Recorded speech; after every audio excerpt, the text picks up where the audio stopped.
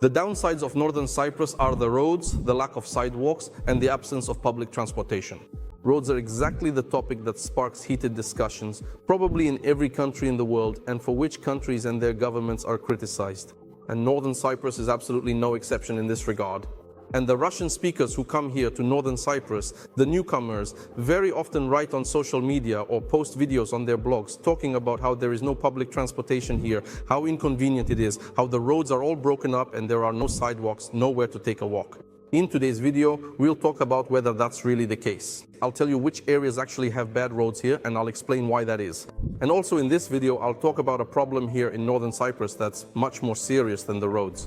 Let's start with public transportation. I believe this isn't a drawback or a disadvantage of Northern Cyprus, but simply a feature of this country. Our towns are so small that running public transportation through them simply doesn't make any sense. But where it does make sense, minibuses and buses work perfectly well here. For example, along the entire coastline in Kyrenia, if you go from the center of Kyrenia westward to Karşıyaka and further on to Çamlıbel, there are minibuses, and there are also minibuses to Alsancak, but mainly they go to Karşıyaka. These minibuses run every 2 to 3 minutes in the morning and during the day, and they operate until late at night. The minibuses going east work just as well. They just depart from the center of Kyrenia and run less frequently, according to a schedule. Similarly, the minibuses from Kyrenia to Nicosia to Famagusta and from Nicosia to Güzelyurt run very well. In other words, where it makes sense, they operate. That is, the business works, the business sees a need, it meets that need and earns money from it. A great example is when they wanted to introduce a new bus route here in Kyrenia. The route is called Donkey and the City Center, meaning there, the old harbor. They bought, if I'm not mistaken, it was even done by the government, the municipal authorities, they bought several buses, announced this route, and even built bus stops.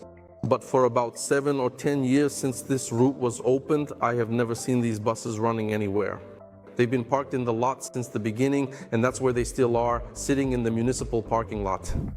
I think this route is simply unjustified. That is, you'd have to set up some kind of schedule. A person would have to walk to the bus stop and then wait another 10 or 20 minutes for the bus, while in the same 10 minutes they could just walk from Donkey to the center of Kyrenia. This is just an example of how here in Northern Cyprus, with such small, limited distances and the size of the towns, this simply won't work. Take, for example, before I moved here to Northern Cyprus more than 20 years ago, back in Ukraine, in Dnipro where I lived, I had the money and the idea, for instance, to start a taxi service. In other words, I had the money for it. Back then, a new car cost about $2,000. There were models for $3,000, $2,000, $3,000, and there were models for $4,000. It wasn't very expensive. You could buy about 20 cars and start a taxi service. But at the same time, I never had my own car, because taking a taxi to any point in a city of 1 million people cost about $4. It was much cheaper and more reasonable, at least for my lifestyle, and also safer than buying my own car and facing the risk of it being stolen, getting into an accident, paying for insurance, road tax, parking fees, and having to look for parking somewhere not near my home. All in all, it would have been quite inconvenient and expensive. That's why I didn't have my own car, even though I had enough money for several dozen cars. In the same way, our customers, for example, from Moscow, told me, this was about 15 years ago, that they had cars, but they had long been sitting in their garages gathering dust, because it was much faster, more convenient, and more reasonable to take the metro. I don't know how it is now. That's how it used to be. Take, for example, the Prince's Islands in Istanbul. Cars are completely banned there. People get around in phaetons, with horses.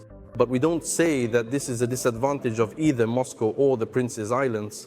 Here in Northern Cyprus, it's the same. The standard of living is high. Every family has at least one car, or almost every family, at least one, sometimes two, or even three. And people get around by car. And tourists who come to Northern Cyprus usually rent a car and drive around in a rental. So the issue of transportation in Northern Cyprus simply doesn't exist. Is it important for you to drive your own car? Or are you comfortable using taxis or rental cars? Please write your answer in the comments below this video. Next, the lack of sidewalks is also a feature of our country. If you drive through the streets of our beautiful city and look to see who is walking on the sidewalks, you'll notice that you won't find any locals among the pedestrians. Almost 100% of them are foreigners. Local residents simply don't have the need, habit, or desire to walk on sidewalks. They drive cars. Probably because in the summer, which here lasts 8 months of the year, it's too hot to walk on the sidewalks, and the rest of the time it rains, which isn't very comfortable either. But according to urban planning regulations, sidewalks are required.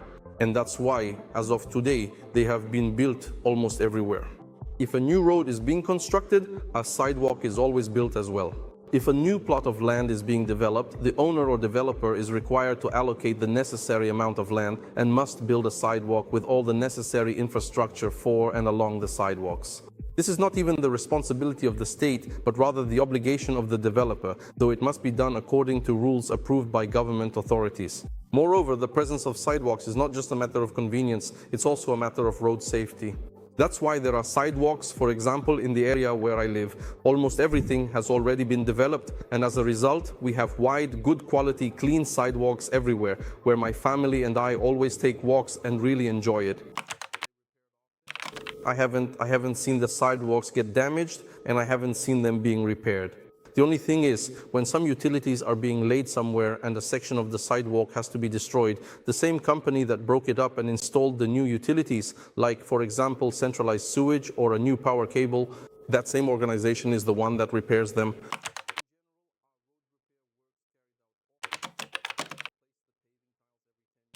No. Repair work is done often, but the tiles themselves are never replaced. Probably there's not much point in doing so, since heavy vehicles don't drive on the sidewalks and there aren't that many people walking on them either.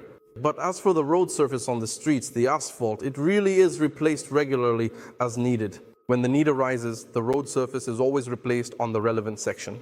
That's why the roads here are of good quality. Sometimes visitors complain that the roads here are broken up, full of potholes and bumps. But just 20 seconds ago, I said that the roads are of excellent quality. And by the way, surprisingly, Northern Cyprus has a very extensive network of roads. Even if you just look at Northern Cyprus on Google Maps and compare it to any other country, you'll be amazed at how developed our road network is. And if you come to Northern Cyprus and drive a car, you'll be very surprised at how high quality these roads are. Nevertheless, in the comments, people often say, "What's this? There are no roads here at all."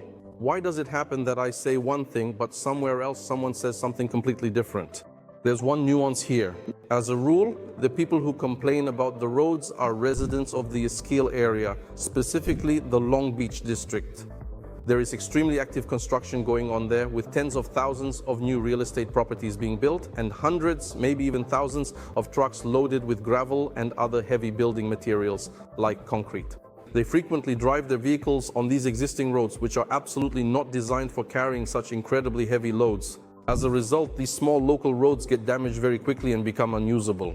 And I think that the municipal authorities are simply waiting for the next big construction project to finish, so they don't have to repair these roads every 2 weeks, and also so they don't have to stop the construction, because when repairs are underway, the road will be closed for some time. So I think the authorities are just waiting for the construction to finish so they can then rebuild the road from scratch.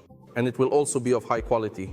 But if you go to any other area where everything has already been built, whether it was a year ago or 40 years ago, you'll see that the roads are of very good, decent quality, and it's a real pleasure to drive on them. I promised to tell you about the real problems related to this topic, which for some reason no one ever talks about. The first problem is the high rate of road traffic accidents. I haven't looked at the statistics. I don't know how high it is compared to other countries, even if it's the lowest in the world, let's say. Still, almost every day in Northern Cyprus, there are traffic accidents. Well, 1 or 2 accidents, and that's terrible. It's bad that people don't follow the rules when driving. It's bad that they exceed the speed limit. It's bad that they don't use seat belts, and it's bad that they drive under the influence. This is really a big problem, because I can be driving and following all the rules, and then some idiot can run a red light. And that actually happened here recently, and it ended up being fatal. Although the person who died was absolutely not at fault. That's the real problem. And if I were in the authorities' place, I would try to fight it more actively. Another big problem is the rather weak street lighting. I truly believe that this directly and significantly affects overall road safety. In actual fact, I personally didn't even notice it myself, primarily because here in our area, we have numerous streetlights absolutely everywhere. They are truly ubiquitous and they actually function perfectly well. But a few years ago, when my family and I went to Southern Cyprus and were coming back at night from Limassol to Kyrenia, we were returning closer to midnight, so it was really dark. So we were driving through the very well-lit Southern Cyprus, and then we crossed over to our side, Northern Cyprus, and saw that compared to the south of the island, here you could say there's almost no lighting at all. I mean, there are street lights, they're installed, they're working, they're on, they do light up, but the light is very dim, and that's bad, that's not right. This can also lead to traffic accidents. If someone crosses the road not at a traffic light, and we hardly have any traffic lights here because the distances are short and there's not much need for them. If someone crosses not at a crosswalk, but just like that, wearing dark clothes at night, they might not be seen and could get hit. I think this is a big problem. I believe the authorities need to do something about this so that our lives are safer. We all drive on the same roads. And when the president or government members travel, the roads are never closed off. His wife, daughter, son, nephews, and all other relatives use these same roads too. So whenever a problem occurs, everyone in the country feels it. As a result, people pressure the authorities, nagging them at home and at work to do something about it. And they actually do something. For example, we had an issue when high-rise buildings, more than 3 stories, were built in Kyrenia. Previously, only 3 stories were permitted. Then 10-story buildings were constructed. Accordingly, there are many more apartments and therefore many more residents. Everyone has a car, so there are more cars, and at some point around 2019, we thought that in a couple of years we would face a total collapse, that the city would just come to a standstill with so many cars, especially since the roads can't be widened anymore. But nothing terrible happened. Apparently, relatives nagged our authorities to death, or maybe they themselves got tired of sitting in traffic jams, so they built new roads. They came up with a way to create new parking lots at the central roundabout at our Kyrenia entrance to the city. They simply got rid of the roundabout and put in a traffic light. That's it, the problem was solved. We don't have that problem anymore. And for me, for example, it's very important not to spend half my life on the road.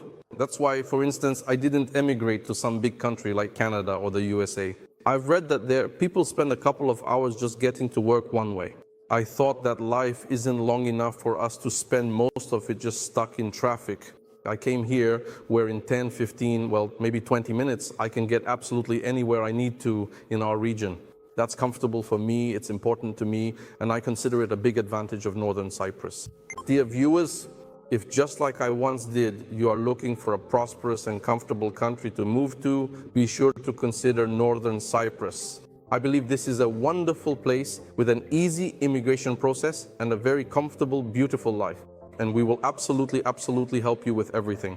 Contact us for a free consultation. Visit our website using the link in the description. We will be happy to be of help to you in every way. We will help you not only with selecting a property and handling the legal aspects of the transaction. We will also advise you on which region and area will be perfect for your specific needs. The link to our company's website is in the description of this video.